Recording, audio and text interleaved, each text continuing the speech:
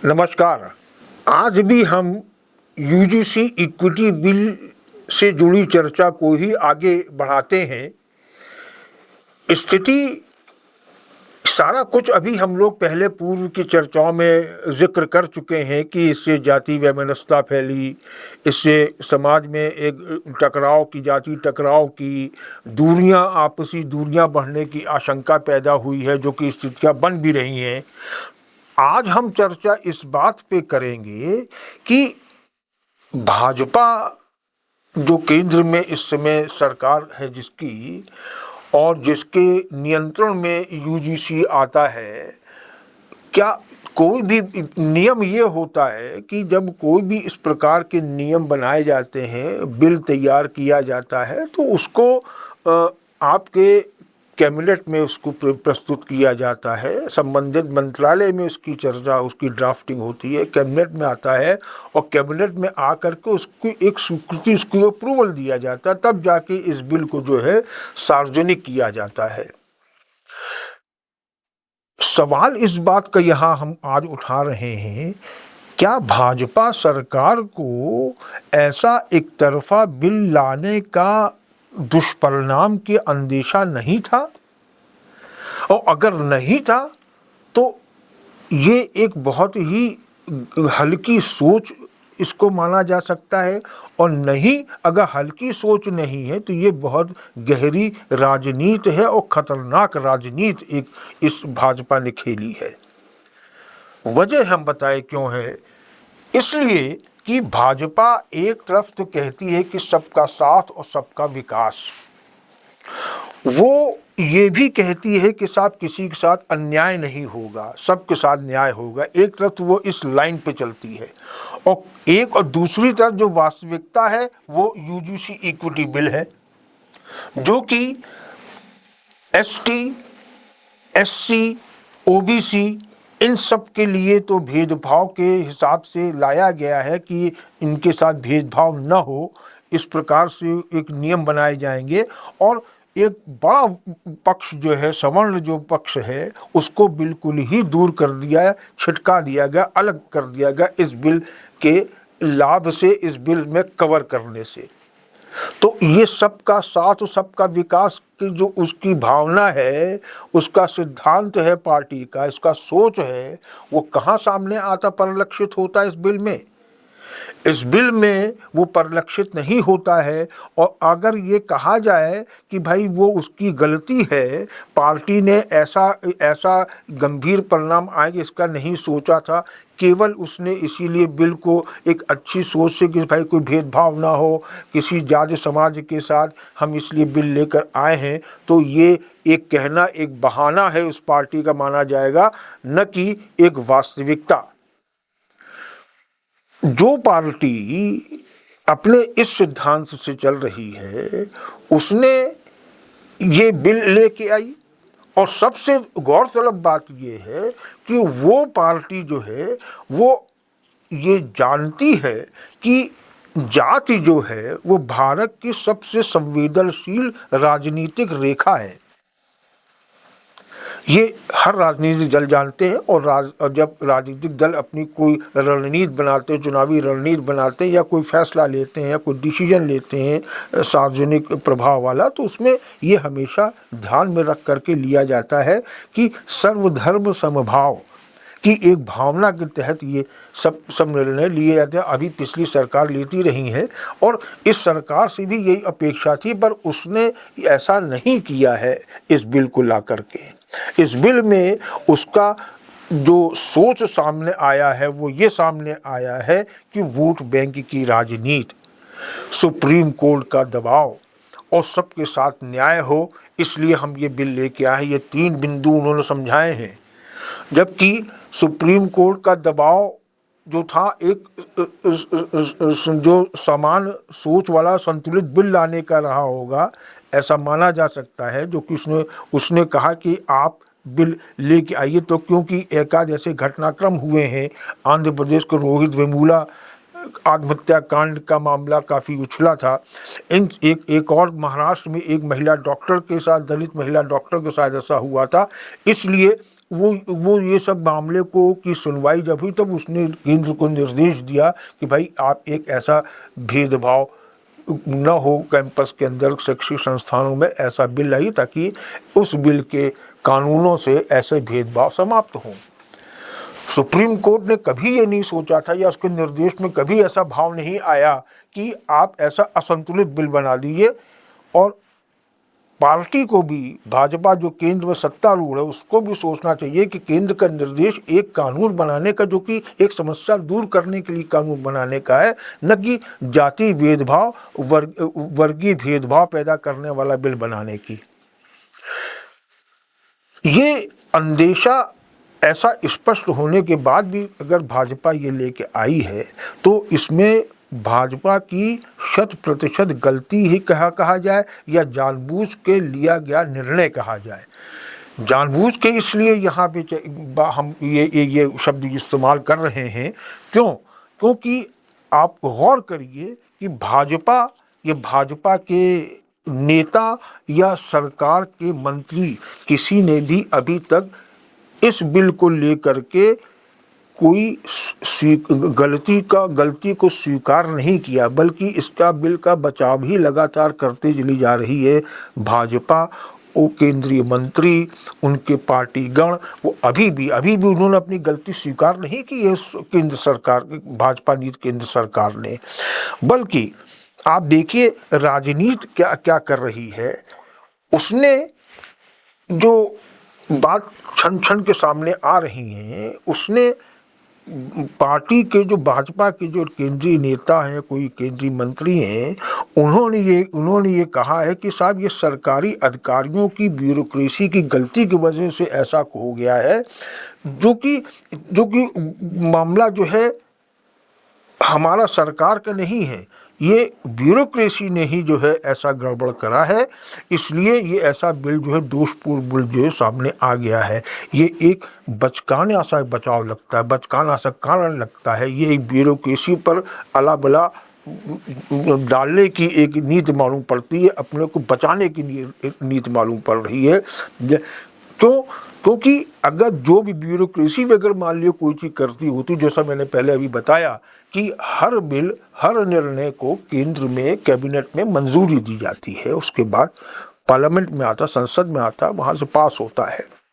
यहाँ आपने एक निर्णय लिया, यूजीसी ने एक बिल ड्राफ्ट किया, आपने चर्चा की होगी, कैबिनेट में अवश्य चर्चा इसकी होगी। उस कैबिनेट में जब उसकी मीटिंग हुई होगी तो प्रधानमंत्री की अध्यक्षता में अमूमन ज़्यादातर मीटिंग कैबिनेट की होती हैं, सबकी जानकारी में आया होगा, सबके नॉलेज में ये आया होगा, और फिर भी इस बिल को मंजूरी प्रदान की गई।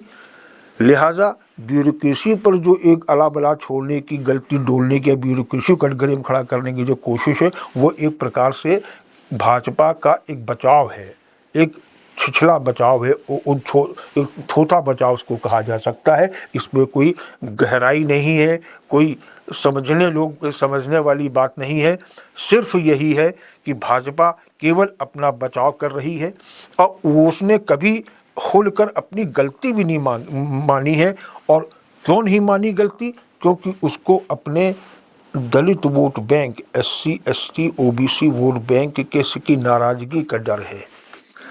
इसलिए उसने अभी आज के डेट तक जो है उसने सार्वजनिक रूप से ये गलती नहीं मानी कि भाई बिल गलत ड्राफ्ट हो गया, गलत बन गया, इसको हम सुधार करते हैं। मैंने अभी कहा कि उसने जो बिल के बचाव में जो तर्क दिए हैं वो यही दिए हैं, कोर्ट का दिया है, आपका किसी से अन्याय नहीं होगा, और जो बिल मैंने बनाया वो संविधान के दायरे में बनाया है। मतलब कि आज भी जो है सरकार एक प्रकार से जैसा बिल सामने आया उसका बचाव करती दिख रही है। उसके बचाव करने के कारण यही है कि उसको अपने वोट बैंक की चिंता है, उसको अपने कोर वोट बैंक की चिंता नहीं, जो कि उसका सवर्ण कोर बैंक आज से नहीं, शुरू से ही उसके साथ जुड़ा हुआ है। संघ, जनसंघ, भाजपा, सबका कोर बैंक वही माना जाता है। भाजपा को कुलीनों को पार्टी मानी जाती रही है अभी तक, पर अब जो इस बिल के जरिए जो भाजपा ने अपनी राजनीति में जो एक शिफ्ट लाने की कोशिश की है, वो शिफ्ट इतनी भारी पड़ रही है कि वो पूरे देश को, समाज को जाति विभेद में बांटने की स्थिति पैदा कर रही है, जैसा कि हम पिछली चर्चाओं में जिक्र कर चुके हैं। तो माना ये जाए कि अधिकारी स्वीकारोक्ति भाजपा ने भले ही अभी नहीं करी हो, पर अगर वो अभी भी उसके पास ऐसा एक अवसर है, जैसा कि सुप्रीम कोर्ट के स्टे करते समय सुप्रीम कोर्ट ने कहा है कि वो एक अच्छी डिज़ाइन का अच्छा बिल लेके सामने आए, तो हो सकता है कि जो डैमेज हो चुका है, जो डैमेज किया जा चुका है, तो वो एक डैमेज कंट्रोल वाली स्थिति बन जाए। ऐसी स्थिति सामने आ सकती है, पर वो स्थिति तभी सामने आएगी जबकि भाजपा को आधिकारिक रूप से ये स्वीकार करना पड़ेगा कि उससे ये बिल ला कर के एक गलती हुई है और वो अब आगे सुधारेगी और एक सर्वमान्य, जिसमें एक सामूहिक हित का एक भाव दिखता हो, भेदभाव जो है की जो एक परिभाषा इसमें दी गई है, उसमें एक निष्पक्षता और सर्व समाज को समेटने की जो एक भाव उसमें दिखाई पड़े, उसमें जो एक सोच दिखाई पड़े, वो जब तक सामने नहीं आएगी तब तक यही माना जाएगा कि भाजपा ने जानबूझकर ऐसा बिल ला करके समाज में जाति विभेद पैदा करने की कोशिश करी है। और अभी भी जब इतना बवेला हो चुका है, सुप्रीम कोर्ट ने एक निर्देश कानून बनाने के दिया था, पर एक तरफा कानून को निर्देश नहीं दिया था। ये उसको मान करके अपनी भूल सुधार करनी जितनी जल्दी वो करेगी वही एक अच्छा होगा देश के लिए। नहीं तो जो आज की स्थिति है, जो भाजपा अभी भी उस बिल को बचाव करने में लगी हुई है और सारा जो दोष है वो ब्यूरोक्रेसी पर मढ़ करके अपने को बच निकलने की जो गली तलाश रही है, वो स्थिति जो है अगर वो तलाश रही है तो वो उसको कोई लाभ नहीं होने वाला है। वो अगर सत्ता में बने रहने के लिए वो समाज में इस प्रकार से आरक्षित वर्ग को संतुष्टि करने की कोशिश में है, कोर वोट बैंक सवर्णों को नाराज कर देगी, तो वो सत्ता में बनी रहेगी। ये उसकी एक भूल है, ऐसा माना जा सकता है।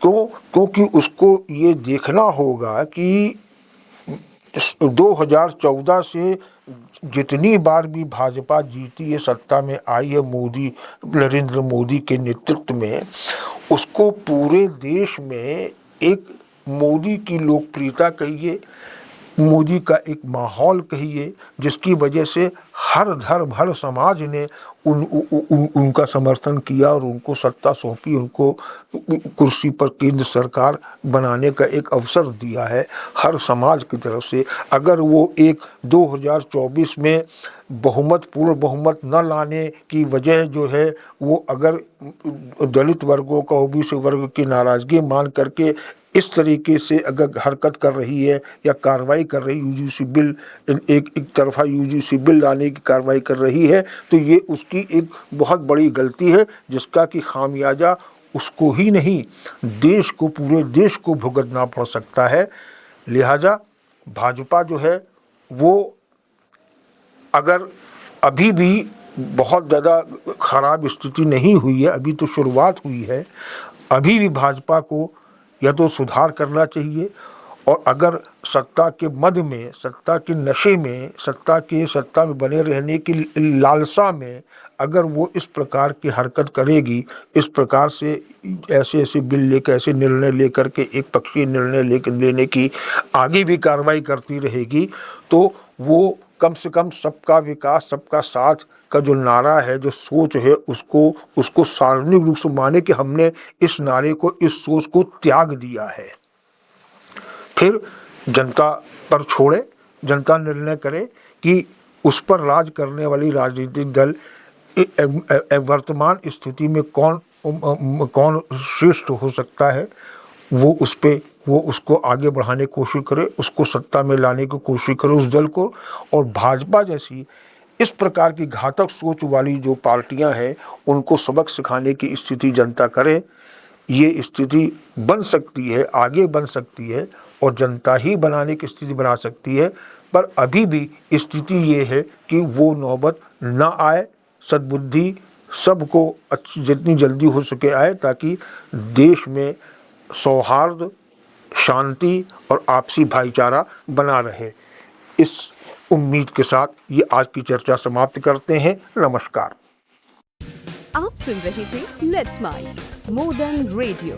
फॉलो कीजिए हमें हमारे सोशल मीडिया प्लेटफॉर्म्स पर। It's time for news. It's time for more than radio. Presenting the first radio news app, Let's Mic. Let's Mic, a news-based app on your phone where you get to watch and listen news, talk shows, interviews, radio show podcasts. On Let's Mic, you get all relevant information of TV, print, radio, podcast, and digital. Let's Mic talks about every segment